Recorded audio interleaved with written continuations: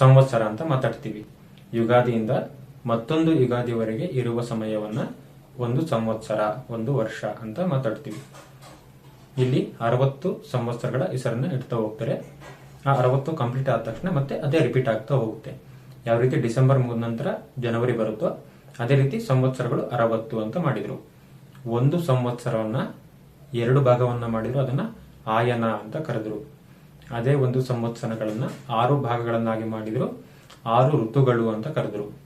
ಅದೇ ಒಂದು ಸಂವತ್ಸರವನ್ನ 12 ಭಾಗಗಳನ್ನಾಗಿ ಮಾಡಿದ್ರು, 12 ಮಾಸಗಳು ಅಂತ ಕರೆದರು. ಆ ಒಂದು ಮಾಸವನ್ನ ಮತ್ತೆ 2 ಭಾಗ ಮಾಡಿದ್ರು, ಅದನ್ನ ಪಕ್ಷಗಳು ಅಂತ ಕರೆದರು. ಆ ಒಂದು ಮಾಸವನ್ನ 4 ಭಾಗಗಳನ್ನಾಗಿ ಮಾಡಿದ್ರು, ವಾರಗಳು ಅಂತ ಕರೆದರು. ಈ ರೀತಿ ಕಾಲವನ್ನ ವೈಜ್ಞಾನಿಕವಾಗಿ ವಿಭಾಗಿಸುತ್ತಾ ಹೋಗ್ತಾರೆ. ಒಂದೊಂದು ವಿಭಾಗದಲ್ಲೂ ಪರಿಸರದಲ್ಲಿ ಒಂದೊಂದು ರೀತಿಯ ಬದಲಾವಣೆಗಳು ಆಗ್ತಾ ಹೋಗ್ತವೆ. ಈ ರೀತಿ ಆ ಭಾಗಗಳು ಯಾವ್ಯಾವು, ಅದರ ಹೆಸರುಗಳು ಏನೇನು ಅಂತ ಮುಂದಿನ ವಿಡಿಯೋದಲ್ಲಿ ತಿಳಿಯೋಣ. ಧನ್ಯವಾದಗಳು.